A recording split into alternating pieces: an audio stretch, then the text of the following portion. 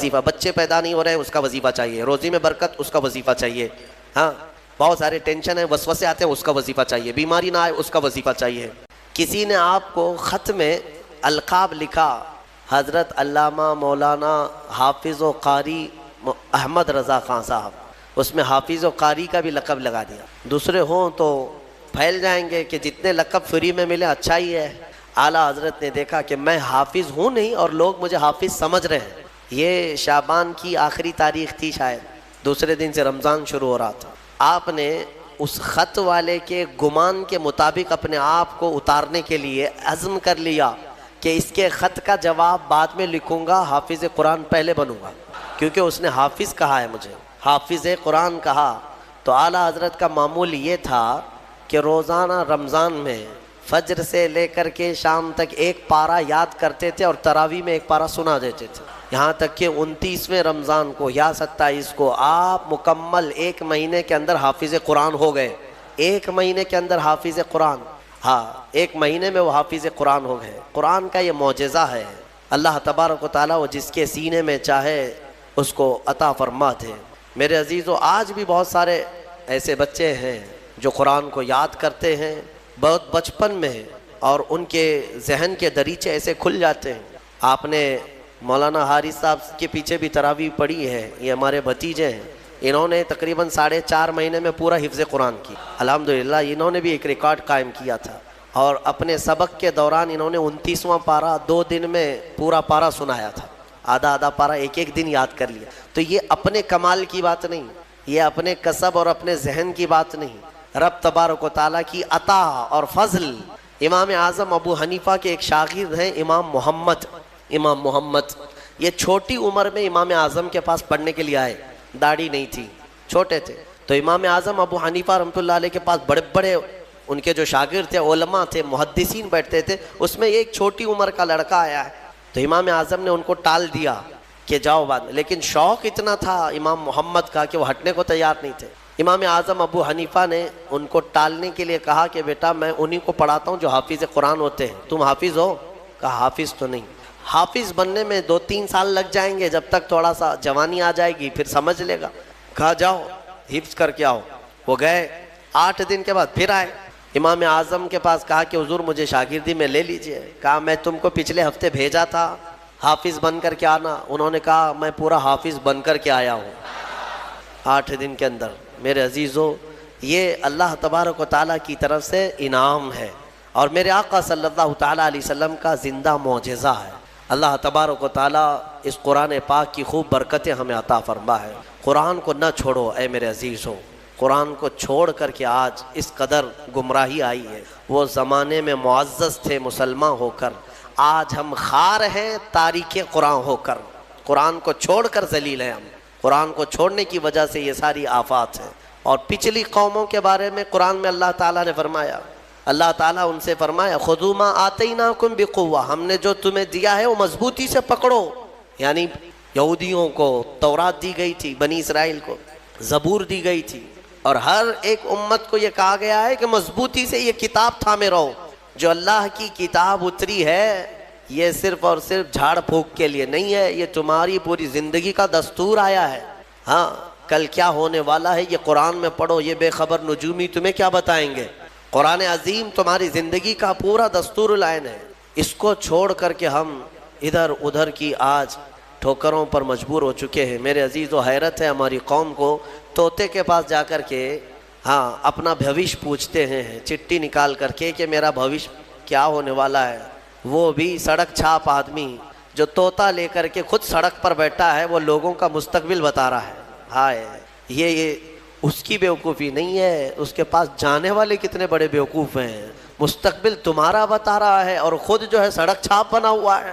ہاں، ساری دنیا کے مستقبل بھوشمانی کر رہا ہے، لکیریں پڑھ رہا ہے، اور خود کی لکیر شاید پوری مٹی ہوئی ہے۔ عقل ہے یا نہیں ہے جو لوگ اس طرح کی جگہ پر جاتے ہیں؟ میرے آقا صلی اللہ علیہ وسلم نے فرمایا من اتا بکاہن فقد کفر بما انزل علی محمد، جو کسی کاہن جوتش کے پاس گیا، میرے آقا فرماتے ہیں اس نے محمد کا انکار کر دیا صلی اللہ علیہ وسلم۔ محمد صلی اللہ علیہ وسلم پر جو کچھ اتارا گیا ہے اس کا اس نے انکار کر دیا۔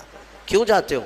قرآن تمہارے پاس سب سے بہتر کتاب ہے، قرآن عظیم ساری چیزیں تمہارے پاس اللہ تعالیٰ نے فرمایا ولا رطب ولا یابس الا فی کتاب مبین، کوئی خشکی اور کوئی تری کی بات ایسی نہیں ہے جو ہم نے قرآن میں بیان نہ کیا ہو، سب ہے قرآن میں، اور جو جس طرح سے اس سے فائدہ اٹھائے گا وہ اس کے ظرف کی بات ہے۔ میرے عزیزو، کم سے کم آج اتنا تو کرو کہ تلاوت تو کثرت سے شروع کر دو۔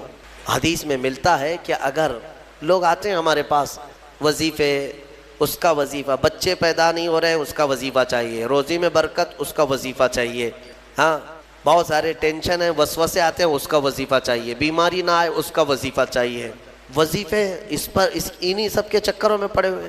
حالانکہ حدیث میں ہے کہ قرآن کی تلاوت تمہیں سارے ذکر سے بے نیاز کر دے گی۔ اگر قرآن کی تلاوت میں کوئی بندہ مصروف ہے، اس کے بارے میں فرمایا کہ اگر اس کو دعا کرنے کا وقت نہیں ملا، دعا کرنے کا وقت نہیں ملا اور وہ قرآن کی تلاوت میں مصروف ہے، تو فرمایا کہ مولا تعالیٰ اس کو سارے لوگوں کی دعا کے برابر عطا فرمائے گا۔ وہ بندہ رحمان کا کلام پڑھ رہا ہے، دعا کرنے کا اگر اسے وقت نہ ملا تو بھی مولا اس سے راضی ہے۔ میرے عزیزو، قرآن پڑھنے کے آداب میں بھی آج میں دیکھتا ہوں تو لوگوں کو کھجلی ہونے لگی، ادھر ادھر پینتیاں بدلنے لگے۔ قرآن پاک پڑھتے وقت تمہارے اندر رقت طاری ہو تو سمجھ لینا ایمان بھر گیا ہے۔ قرآن کی یہ صفت بتائی گئی وَإِذَا تُلِيَتْ عَلَيْهِمْ آيَاتُهُ زَادَتْهُمْ ایمانا۔ یہ کون لوگ ہیں جو اللہ تبارک و تعالیٰ کے پرہیزگار بندے کون ہوتے ہیں؟ ان کے بارے میں اللہ فرما رہا ہے کہ جب ان کے پاس قرآن کی آیتیں تلاوت کی جاتی ہیں تو ان کا ایمان بڑھ جاتا ہے۔ وَجِلَتْ قُلُوبُهُمْ، ان کا دل ہلنے لگتا ہے شوق سے اللہ کی بارگاہ میں۔ حضرت امام اعظم ابو حنیفہ رحمۃ اللہ تعالیٰ علیہ مغرب کی نماز کے لیے حاضر ہوئے، صرف قاری قرآن نے اذا زلزلت الارض زلزالہا یہ سورہ پڑھی، اتنا رونے لگ گئے، اتنا رونے لگ گئے۔ اس میں قیامت کا ذکر ہے کہ یاد کرو کس چیز کو؟ جب زمین ہلا دی جائے گی، وَأَخْرَجَتِ الْأَرْضُ أَثْقَالَهَا، اور زمین کے اندر کی ساری بوجھل چیزیں نکال دی جائیں گی باہر، زمین سب اگل دے گی۔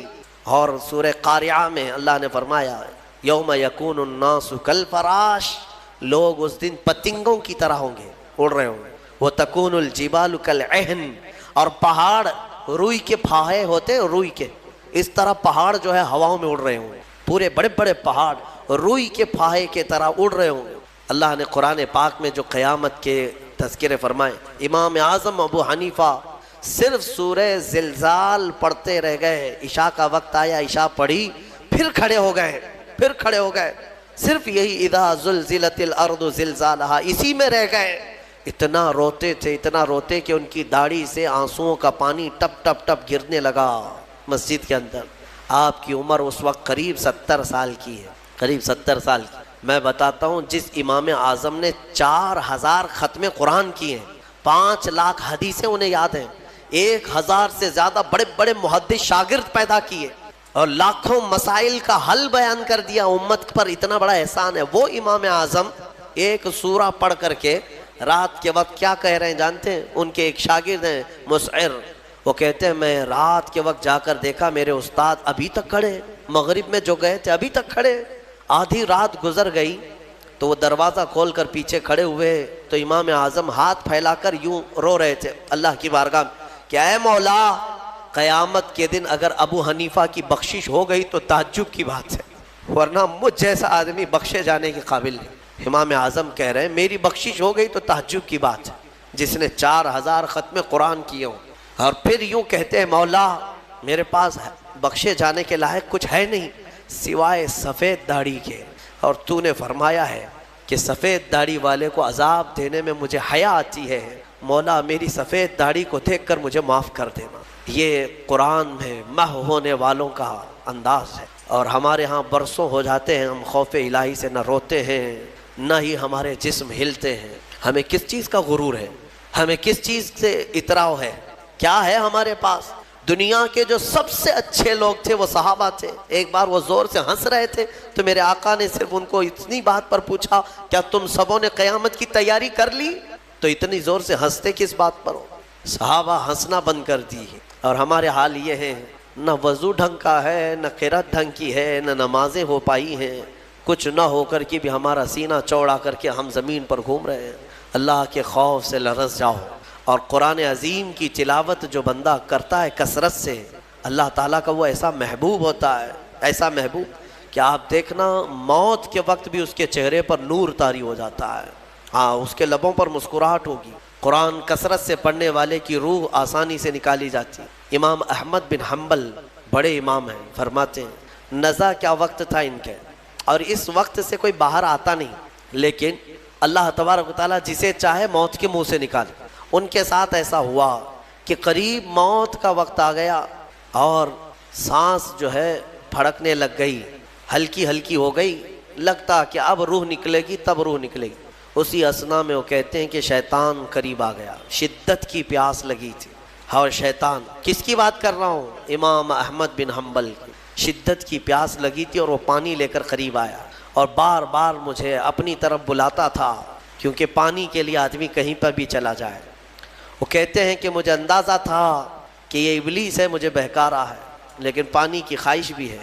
اور اس کے بعد وہ آپ سے بحث کرنے لگا کچھ معاملات پر، موت کے قریب، جبکہ بولنے کی طاقت بھی نہیں۔ تو اچانک ایک خوبصورت نوجوان آیا، اس نے گھونسے مار مار کر کے شیطان کو بھگا دیا، شیطان بھاگ گیا، ڈر کر کے بھاگا۔ امام احمد بن حنبل کہتے ہیں مجھے سکون ہوا، کم سے کم اس کی شرارتوں سے بچ گیا۔ وہ نوجوان اتنا حسین تھا، بہت خوبصورت تھا۔ میں نے اس سے پوچھا کہ میں نے تجھے زندگی میں کبھی دیکھا نہیں، تو کون ہے؟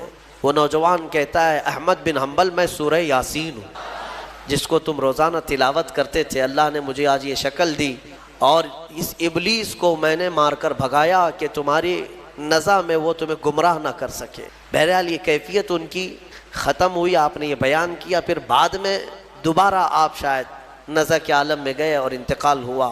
لیکن میرے عزیزو، اندازہ کرو اتنے بڑے امام جن کا حال یہ ہے کہ لاکھوں حدیثوں کے وہ حافظ ہیں، ان کے ساتھ ابلیس اخیر وقت میں ایسے شدت سے گمراہ کرنے کی کوشش کرتا ہے، تو ہمارا اور تمہارا کیا حال ہوگا؟ اگر کوئی چیز اس وقت بچائے گی تو یہ اللہ کا کلام۔ یہاں تک کہ جب قبر میں دفن کر کے لوگ چلے جاتے ہیں تو قبر کے حالات بہت سخت ہیں۔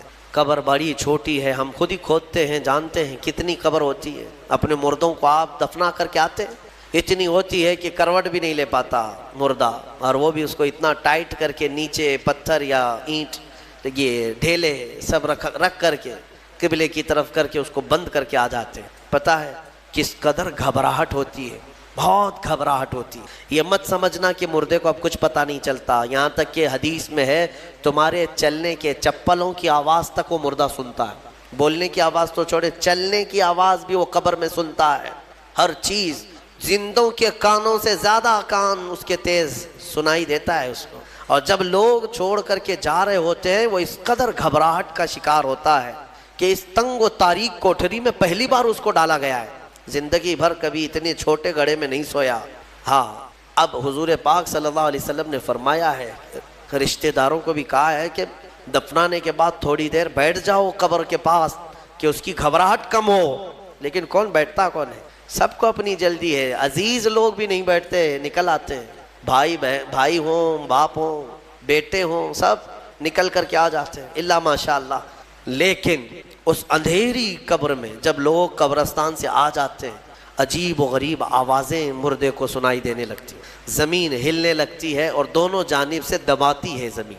میرے آقا صلی اللہ علیہ وسلم نے فرمایا ان ضغطۃ القبر حق، قبر کا جھٹکا دینا حق ہے، ہر ایک کے ساتھ ہوگا۔ صحابی رسول سعد بن معاذ کے بارے میں حضور نے فرمایا ان کو قبر دبا رہی تھی۔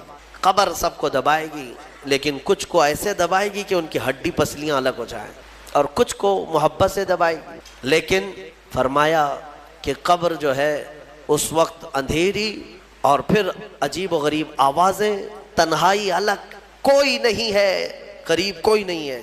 اس وقت کچھ لوگوں کی قبر میں ایسا ہے کہ اچانک ایک نورانی شکل کا نوجوان سرانے کے پاس آ کر بیٹھتا ہے اور کہتا ہے میں تیرا دوست ہوں، تو گھبرا مت، میں تیری دوستی نبھانے آیا ہوں۔ مردہ پلٹ کر کے دیکھتا ہے، پوچھتا ہے تو کون ہے؟ تو کہتا ہے میں اللہ کا کلام قرآن پاک، قرآن مقدس رفیق بن کر، انیس بن کر قبر میں آتا ہے۔ میرے عزیزو، اس قرآن سے محبت کرو، اس قرآن سے محبت کرو۔ مجھے افسوس ہوتا ہے رمضان میں بھی کچھ لوگ ایسے ہیں جو قرآن سننا نہیں چاہتے، ان کو سال میں ایک بار ہی تو موقع ملتا ہے، ان موقعوں کو بھی گنوا دیتے ہیں، بازاروں کی زینت بنے رہتے۔ بازار کتنے بازار کرو گے، کتنے سال بھر تو بازار کھلا ہے، کیا یہ تراویح پھر رمضان کے بعد ملنے والی ہے؟ ضائع کر دیتے ہیں۔ ایک تو تم حافظ قرآن ہو نہیں، قرآن گھر میں پڑھتے نہیں، ایک حافظ تمہارے ہاں آ گیا سنانے کے لیے اللہ کا کلام، اس کے لیے بھی پیچھے بھاگ جا رہے ہو، تو گویا کہ تم قرآن کے ساتھ بہت ناانصافی کر رہے ہو۔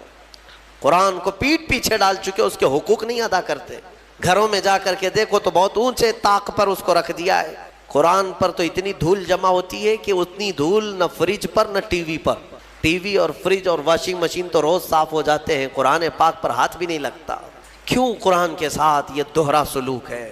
یہی تو ہے میرے عزیزو، درس قرآن اگر ہم نے نہ بھلایا ہوتا، یہ زمانے نے زمانہ نہ دکھایا ہوتا۔ شاعر نے بہت اچھے انداز میں کہا، درس قرآن کو اگر ہم نے نہ بھلایا ہوتا، یہ زمانے نے زمانہ نہ دکھایا ہوتا۔ یہ سارے ہمارے اندر ہیں۔ اٹھو، آج بھی تمہارے پاس وقت ہے، قرآن کو پڑھو، سیکھو۔ اور میں کہتا ہوں آج کے دور کے مسلمان، سخت پکڑ ہوگی تمہارے پاس یہ عذر بھی نہیں ہے کہ اللہ کی بارگاہ میں کہیں گے کہ مولا پڑھانے والا کوئی تھا نہیں، سیکھنے کا کوئی ذریعہ تھا نہیں۔ آج تمہارے ہر ایک کے ہاتھ میں موبائل ہے، قرآن ہے، سینکڑوں قاریوں کی قرت ہے۔ انٹرنیٹ صرف گانے سننے کے لیے نہیں، قرآن سیکھنے کے بھی وہاں ذریعے موجود ہیں۔ پورے عالم بننے کے مدرسے چل رہے ہیں آن لائن، قرآن پڑھانے والے پڑھا رہے ہیں۔ لیکن اب عذر تمہارے پاس کچھ بھی نہیں رہے گا۔ کیا کہو گے کہ ہمارے ہاں کوئی عالم نہیں تھا، کوئی حافظ نہیں تھا، پڑھنے کا موقع نہیں ملا؟ نہیں، تمہاری سخت پکڑ ہوگی۔ تمہارے پاس سب تھا، تم نہیں چاہتے تھے قرآن پڑھنا، تم نہیں چاہتے تھے۔ میرے عزیزو، قرآن کی طرف آ جاؤ۔ میں آخر میں یہ بھی کہنا چاہوں گا کہ جو حفاظ قرآن ہوں، میں اپنے متعلق نہیں کہہ رہا ہوں، دیگر جو بھی حفاظ قرآن ہیں ان کا ادب بھی بجا لائیں۔ اللہ کا کلام ان کے سینے میں موجود ہے۔ اور آج یہ اس مصلی پر، اس محراب میں اس سال کی میری آخری تراویح تھی۔ انبیاء اکرام علیہ السلام کی جو زبان تھی، قرآن میں اللہ نے فرمایا، وہی میں عرض کرتا ہوں ان کی سنت پر، لا اسألکم علیہ اجرا ان اجری الا علی رب العالمین۔ لوگوں، میں آپ سے اس خدمت پر 1 روپیہ بھی اجرت نہیں مانگتا، مجھے معاوضہ نہیں چاہیے آپ سب سے۔ میرا اجر رب العالمین کے حوالے ہے، میرا اجر اللہ رب العزت کے پاس ہے۔ مجھے آپ سب کی جو محبت ہے یہی کافی ہے، اور مجھے دعاؤں سے نوازیں، یہ میرے لیے بہت بڑا معاوضہ ہے، بہت بڑا تحفہ ہے، یہ میرے لیے بڑا ہدیہ ہے۔ اور یہ محبت ہی تو ہے کہ اتنے گیپ کے بعد دوبارہ اس مصلی پر میں آیا ہوں، اور جو کچھ بھی ہوں میں یہاں تک آپ کے پاس بولنے کے قابل ہوں، یہ میرے والد کی تربیت ہے۔ آئیں، آج میں اپنی اس آخری محفل میں، چونکہ پھر کل سے شاید آپ کے سامنے حاضری نہیں ہوگی، تفسیر کا جو درس پہلے رمضان سے چل رہا تھا آج یہاں پر ختم ہوا، اور ایسا نہ ہو کہ زندگی کا آخری ہو، اللہ تعالیٰ پھر سے موقع عطا فرمائے۔ آئیں، انشاءاللہ العزیز مولا کریم ہم سب کو آج کی رات معاف کرے گا۔ دعا کرتے ہیں جنہوں نے مجھے دعاؤں کی درخواستیں کی ہیں، ان سب کو بھی میں شامل کرتا ہوں۔ یا ربنا یا ربنا یا ربنا یا اکرم الاکرمین، مولا قدیر ہماری اس میں ان تمام محفلوں کو اپنی بارگاہ میں قبول فرما۔ پہلے رمضان سے لے کر آج تک جو تراویح پڑھا، سورہ فاتحہ سے لے کر مولا 30ویں پارے تک کے جتنے سورے ہم نے تلاوت کیے، اس میں جو غلطیاں، کوتاہیاں، کمیاں، بیشیاں ہوئی ہوں، اپنے فضل و کرم سے معاف فرما دے۔ اے رب العالمین، تجھے فضل کرتے نہیں لگتی بات، نہ ہو مایوس تجھ سے امیدوار۔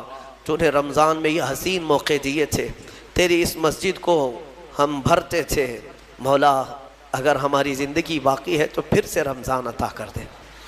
ارحم الراحمین، قرآن عظیم کی تلاوت کو میں نے جو کچھ بھی پڑھا مولا خالص تیرے شوق میں پڑھا ہے، تیری رضا کے لیے پڑھا ہے۔ اے رب قدیر، مجھے ایمان کا اضافہ عطا فرما۔